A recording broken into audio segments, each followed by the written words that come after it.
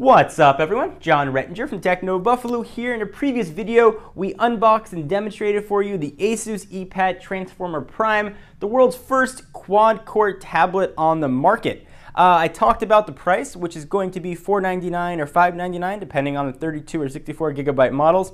And I also mentioned a $149 docking station. So let me go ahead and unbox this docking station, and you can decide if it's a good match to accompany your quad-core tablet.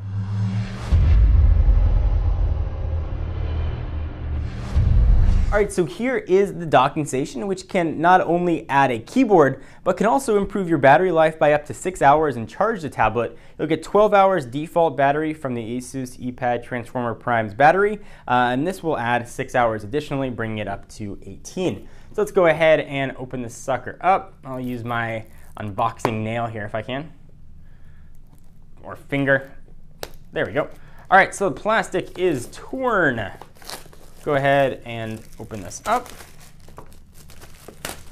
Boom.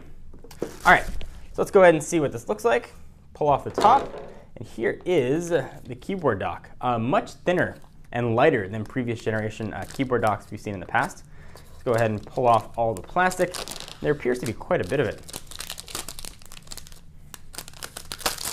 All right. Plastic.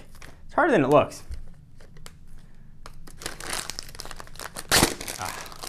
Sometimes brute force is just the best way to go. All right, we'll pull all this stuff off to the side.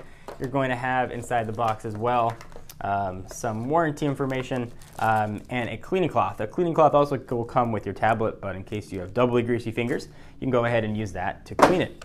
All right, so let's take a look at the tablet dock itself, which is considerably lighter and thinner again than we've seen in the past. So in addition to having a keyboard, you're also getting mouse control here, which is quite nice.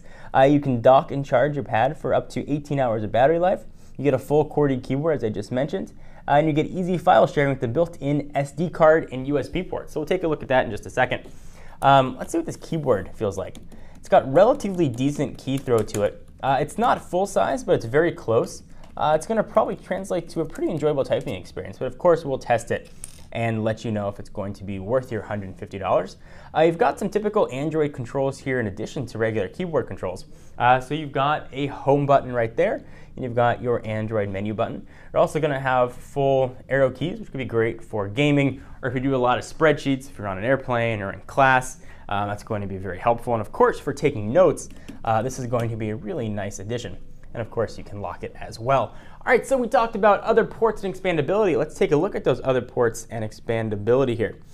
So there is where the charging is going to happen. It uses the same proprietary charger that your ePad Transformer Prime is going to use. On the right-hand side, this is where some of the action is going to happen. So you've got a full-size SD card here. Some of you photographers might appreciate that, or you video nuts, or folks that just like bigger expandable media. You're going to have that option. And you're also going to have a full and functional USB port here as well, with this sure to be lost rubber stopper that lives in there.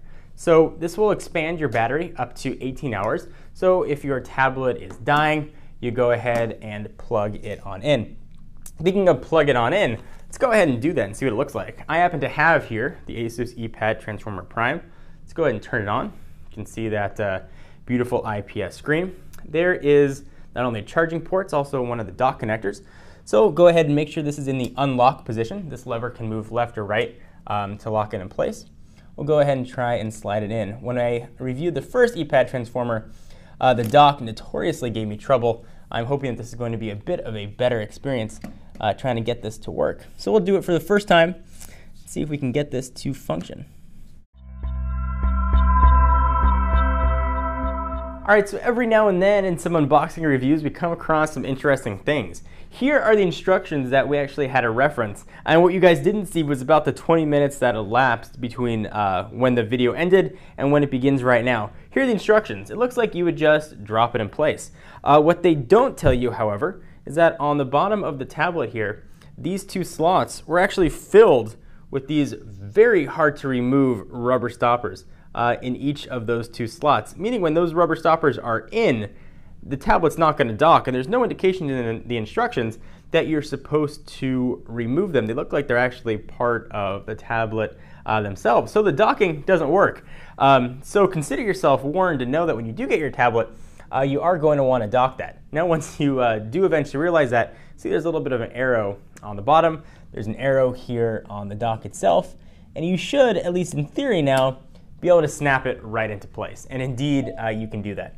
So it's asking me if I want to shut down. I'm going to go ahead and hit cancel. And now I can actually use the keyboard dock on the Asus ePad Transformer Prime. So let me bring this up a little bit and show you what things are going to look like and how it's going to look when you do your navigation. So you've got, I'll move this so you can see, you've got your full trackpad here, which is actually going to correspond to a mouse on the keyboard. And it works pretty well. The mouse you can't probably see, but the cursor looks just as it would on a computer.